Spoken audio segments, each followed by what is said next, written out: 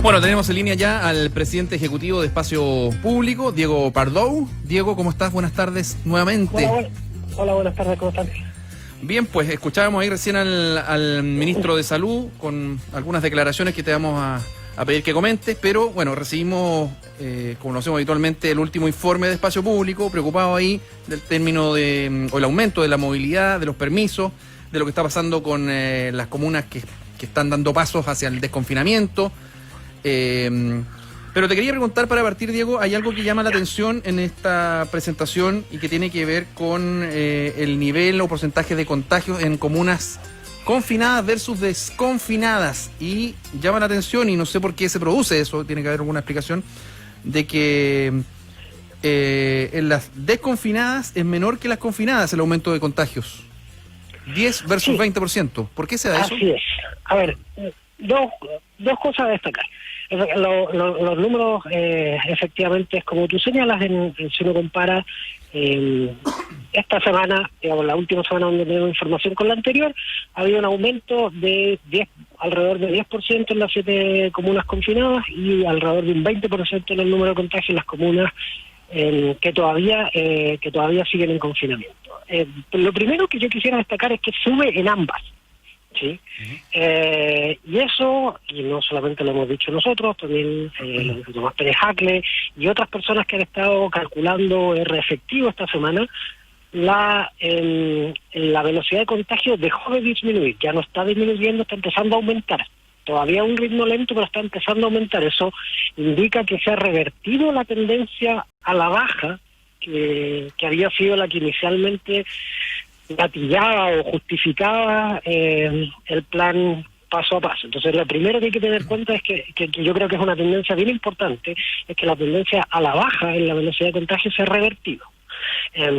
Y ahí, perdona que te interrumpa, porque el ministro dice de ninguna manera, lo cito textual, de ninguna manera vamos retrocediendo. Bueno, es que yo creo, hoy día el ministro habló de medias móviles con una periodicidad, habló con unas medias móviles de periodicidad de 14 días y medias móviles de periodicidad de 12 días.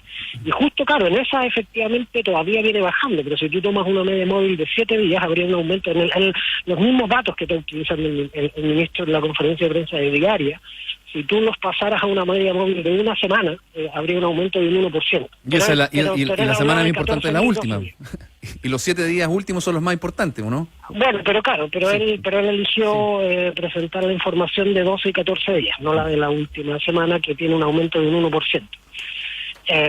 Entonces, pero bueno, eso es, supongo que la pregunta que será ¿por qué elige esos días y no otros? O sea, ¿por qué elige hablar de medias de 12 y 14 días y no de una media de 7 días o de una semana, que es la que usualmente se utiliza? Pero por eso, lo primero que yo quisiera destacar es que hay un aumento en los contagios en la comuna de Santiago, y eso te habla de una enfermedad que deja de estar en contracción y pasa a estar en expansión. Y lo segundo es lo que tú mencionabas, que hay una diferencia entre comunas en confinamiento y fuera de confinamiento, que ya han empezado el desconfinamiento. Que reitero, ahí crece más en los niveles de contagio de las comunas que están confinadas, más que en las desconfinadas. Claro. Entonces uno dice, ¿por qué? A lo mejor hay comunas que hay demasiado hacinamiento todavía, el invierno se siente, o ¿cómo se explica eso? A ver, lo primero que uno ve en los datos es que los aumentos, o sea, esta tendencia que se revierte, más que, o sea, en parte se debe a las políticas iniciales de desconfinamiento, pero hay una inercia que venía desde antes, ¿sí? Eso es una cosa. Y lo segundo es que si uno mira, hay dos pedazos de evidencia que uno debería mirar también, que salvo, o sea, que hay que reconciliar en este puzzle. La primera tiene que ver con el número de permisos que ha aumentado, ¿sí? Si uno mira simplemente los registros administrativos del número de permisos, el número de solicitudes de permiso ha aumentado bastante. Eso es inconsistente con la idea de que tú entras al menos una parte de tus usuarios potenciales están desconfinados y por lo tanto ya no necesitan un permiso para hacer sus trámites durante la semana. Entonces, bajan el número de usuarios, pero aumentan el número de solicitudes. Eso de alguna manera tampoco es un puzzle fácil de explicar.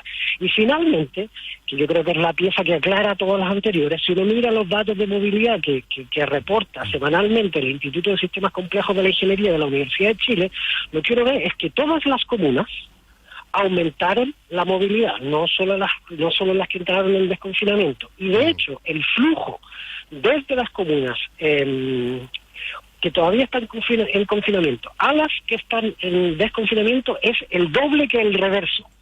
¿Sí? O sea, hay más movimiento desde las comunas que siguen en confinamiento a las que empezaron el desconfinamiento que al revés. Entonces, ¿qué es lo que pareciera estar ocurriendo? Que la ciudad se está moviendo igual. Y que lo que muchos especialistas dijeron, que era que estas diferencias artificiales entre lo confinado y no lo confinado no iban a funcionar, eso parece que es lo que está ocurriendo. Que la ciudad que la ciudad empezó a moverse colectivamente con independencia de cuáles comunas estaban en desconfinamiento y cuáles comunas seguían en confinamiento. Sí, ahí está bien completa la foto, Diego. Entonces ahora vamos a lo que ustedes están recomendando hacer. Porque uno tendería a pensar, por ejemplo, si mira las curvas dinámicas, gráficas, que estamos más o menos en los niveles de abril-mayo, que es cuando se empiezan a endurecer las medidas. Entonces, con el mismo número de contagio y velocidad de contagio, uno debería como volver a esas medidas, pero sin embargo estamos relajando las medidas desde el punto de vista de la autoridad, aunque con ciertas restricciones, pero que en la práctica, según el cuadro que tú nos describes y según lo que uno puede observar dándose una vuelta nomás por la ciudad, es que efectivamente la gente se ha relajado y eso se nota. Y lo otro es que si uno piensa, por ejemplo, lo que está pasando en Ñuñoa, y dice, bueno, esto pasó un poco tiempo, y se viene Santiago ahora, bueno, ¿por qué no paramos Santiago? Bueno, es que ahí yo creo, por eso, lo primero que hay que tener en cuenta es que la evidencia respecto al funcionamiento del plan paso a paso en la región metropolitana no es buena. Y yo creo que es importante que converjamos en ese diagnóstico común. Todos los informes sobre R efectivo y todos los informes sobre movilidad y todos los informes sobre permisos administrativos y las distintas comunidades científicas que han observado estas distintas piezas del puzzle, todas convergen hacia la idea de que la evidencia preliminar o inicial respecto del funcionamiento del paso a paso no es buena. Entonces, en esas condiciones, ¿qué hay que hacer? Apretar el freno para evaluar qué hacemos. Y lo segundo es que el plan paso a paso tiene dos partes, ¿sí? Uno es el desconfinamiento, que es lo que tú estás diciendo, y otro es qué es lo que vamos a hacer para reemplazar las medidas de confinamiento, que es un programa de testeo, trazabilidad y aislamiento. Y eso es lo más preocupante, porque es cierto que tú no puedes mantener el confinamiento para siempre. En ninguna parte del mundo las medidas de confinamiento son perpetuas.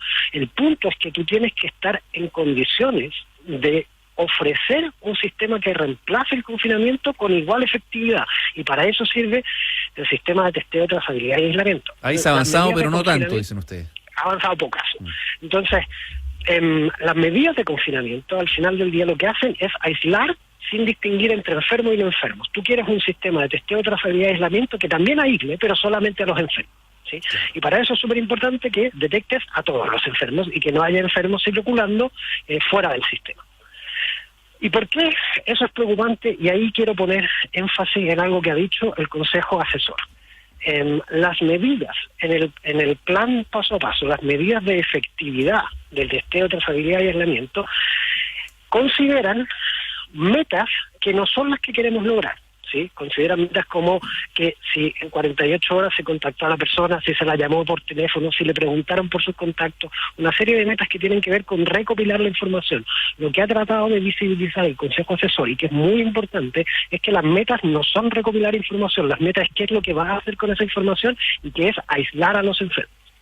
Entonces, la meta de un sistema de trazabilidad tiene que ser tomar a la persona enferma y ponerla en una residencia sanitaria o, digamos, en sus propios hogares, pero aislada.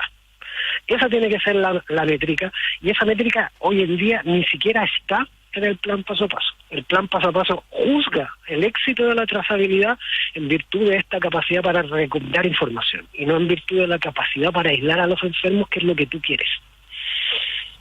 Diego, bueno, te iba a hacer varias preguntas, pero las resolviste de alguna manera recién. Te iba a hacer dos preguntas. La primera quizás tiene que ver con lo que acabas de decir, Pero mi pregunta tiene que ver con esa frase que suena muy cliché, pero parece que en este caso el cliché tiene una dimensión de realidad, de que hay que aprender a vivir con el virus.